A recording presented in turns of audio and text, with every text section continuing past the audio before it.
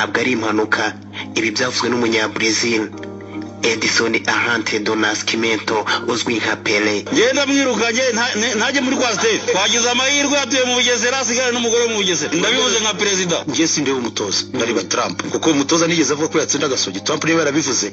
He should be the first to resign. Ni Primus National League 2021 no kuvuga shampiyona y'icyiciro cya mbere mu Rwanda ikomeje nyuma yo gukina imikino y'amatsinda. Kuri ubu shampiyona iri gukinwa mu byiciro bibiri, no kuvuga amakipe 8 ari guhatanira igikombe cya shampiyona n'andi makipe 8 ari guhatanira kuguma mu cyiciro cya mbere. Mu cyiciro cy'amakipe ahatanira igikombe, ikipe ya AS Kigali yatsinze ikipe ya Rayon Sport ibitego 3-1 i Muhanga.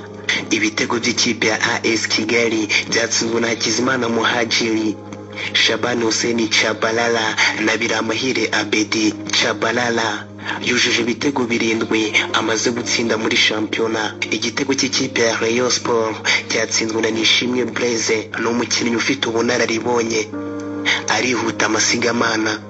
Shabani Hussein Chabalala n'umukinnyi w'ikipe ya AS Kigali wemeza ko intego ari ugutwara igikombe no gukomeza kuyobora ba rutayizamu. Yego nabyakiriye neza, nubwo gutsinda ekipe nanyuzemo biba bitoroshye, ariko na kazi na kundi nari kubikora, kandi intego yanjye ni uguhesha ekipe yanjye igikombe no gukomeza kuyobora abarutayizamu ku mibare w'ibitego byinshi. Kandi ndizeye ko ni match ikurikira, ndabizi ko bizashoboka byose. Imana izadufasha kuri match ya Pele. Nanjye mba ndi tayari, buri mukino wose ndawufata nka finale kuri jewe. Ndizeye ko ni match ikurikira ya Pele turi tayari kabisa. Abakunzi b'ikipe ya Rayon Sport baremeza ko bazize kuba hari bamwe mu bakinnyi babo b'inkingi za mwamba bari bafite amakarita atabemerera gukina uyu mukino. Baragira bati twabuze Sugira na Manase muri uyu mukino. Abakunzi ba Rayon Sport by'umwihariko nkanjye nkunda match wa Kirindinyo, birababaje cyane. Kamemu ikipe yacu nka Rayon Sport y'uyu munsi ntago ari nk'imwe ya kera, ibyo tubyakire, ariko ikeneye imbaraga zacu. Nta bakinnyi twari dufite, iyo udafite abakinnyi 5 cyane 2 b'ingenzi, ariko byibura ntago Rayon Sport ariyo gutsindwa ibitego 3. Urabona nkanjye Marayika Shwanyabuza, Marayika w'Abareyo, iyo ikipe yari yo yose itsinze Rayon Sport iba yumva ko wenda yatwaye igikombe, ariko ntago ari ko biri. Ubundi Rayon Sport niyo iyoboye football yo mu Rwanda. Uba twatsinzwe na AS Kigali nta birenze, ni match ya mbere dukinnye, abakinnyi bacu bafite amaruje, kandi twebwe nizeye ko igikombe tuzagitwara. Igikombe ni icyacu, igikombe ni icya Rayon Sport. Nanone kandi muri iki cyiciro cy'amakipe ahatanira igikombe, ikipe ya APR yatsinze ikipe ya Espoir igitego 1-0 i Huye. Igitego cy'ikipe ya APR cyatsinzwe na Ombolenga Fitina ku munota wa 90 w'umukino. Abakunzi b'ikipe ya APR baremeza ko ikipe ya Espoir yabagoye cyane. Baragira bati Imana dusengera komeye idukije ikipe ya Espoir. Wapiri FC mwami wa Rubago wayoboye amakipe uyobora shampiyona, abafana twese tukuri inyuma. Muvandimwe Eric Nakimana, ngewe kuba nsinze igitego 1 Spari cyokoze nemvuye kuri ikipe nayatatse ndayataka yibonye ku munota wa 80 na urugamba rurakomeye, niyo mpamvu dukwiriye kwamwe tukizingiza. Twebwe ntabwo tuba mu bari ibitego cyangwa tubari saha cyagiriyemo, tubara amanota 3. Icyo dusabwa ni ugutsinda imikino yose tugatwara igikombe. Naho mukeba ndabona ahubwo araza kwibagirana, sinzi kiraza kubaho. Nje bubyanyuye ni ukwikubita nk'idahari. Naho kuwa gatatu bo ngo ari kuvuga ngo AS Kigali ngifite Swad ngifite umunyamahanga, ndabyemera. Abanyamahanga ni beza, AS Kigali ndabona ibitego 2-0. Umutoza w'ikipe ya Espoir Gatera Musa arayishura icyatumye atakaza umukino ku munota wa nyuma. Sinavuga ko ariko kuri uko ntabwo ari ukuri. Navuga ko ibyerekeranye mentale abakinnyi banjye bameze neza. N'umwe wabikoze ni umutetsi, ni ikosa rimwe ryabaye yatetse nabi gusa. Sinavuga ko iyi ekipe wenda komite yabigizemo uruhari, nta ruhari yabigizemo, ariko ni amakosa. Uretse n'ibyo n'abagore dufite mu rugo ashobora guteka nabi kandi ukabyihanganira. Muri iki cyiciro kandi umukino wari guhuza ikipe ya Marine na Rutsiro warasubitswe biturutse ku iruka ry'ikirunga cya Nyiragongo cyo muri Repubulika Iharanira Demokarasi ya Kongo ryabaye ku wa gatandatu. Ibi byatumye abanyekongo Kinshasa benshi bahungira mu Rwanda barara muri stade Umuganda yari kwakira uyu mukino. Ishyirahamwe ry'umupira w'amaguru mu Rwanda Ferwafa kuri iki cyumweru mu gitondo bafashe icyemezo basubika uyu mukino.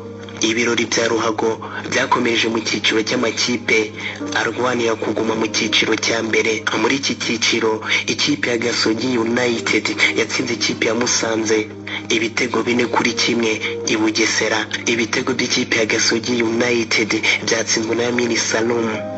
Umugande Hassan Kikoyo watsinze ibitego 2 na Bugingo Hakimu. Igitego cy'ikipe ya Musanze cyatsinzwe na Munyeshyaka Gilbert abakunze kwita Rukaku.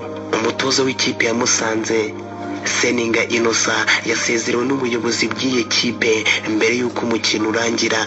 Tuyishimire Placide ni umuyobozi w'ikipe ya Musanze. Namugira inama kenshi, ariko bitewe urumva ikipe ni ikipe y'akarere, bisa kugira ngo tumanze tujye inama n'abandi bayobozi, tujye inama cyo gukora.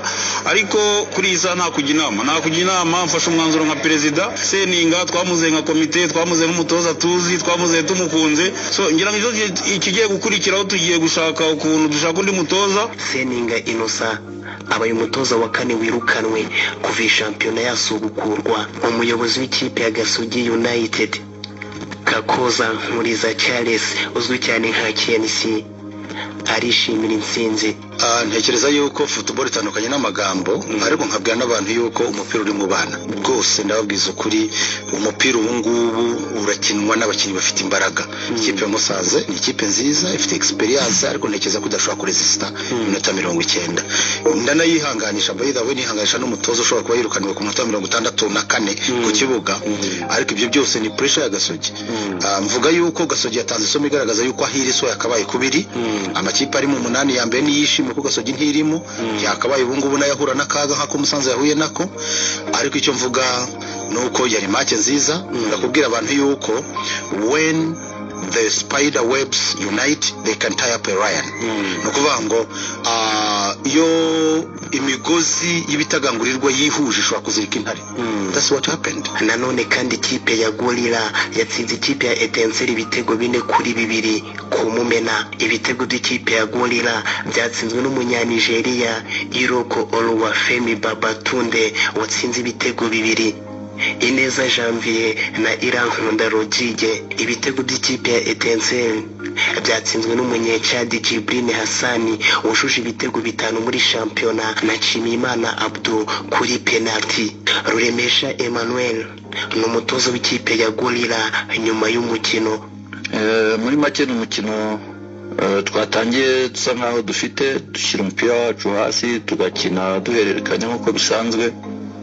Ariko ikipe ya Etincelle ukabona iracishamo igakoresha imipira miremire kubera ko ifite abahungu barebare. Bisa nkaho bitangira bitugora gato kubera ko bateraga imipira miremire tukirwanira, ariko twagerageje kugerageza kurekipera umupira wa kabiri niho twabashije kurusha Etincelle, tukawufata tukabasha guhererekanya tukanataka.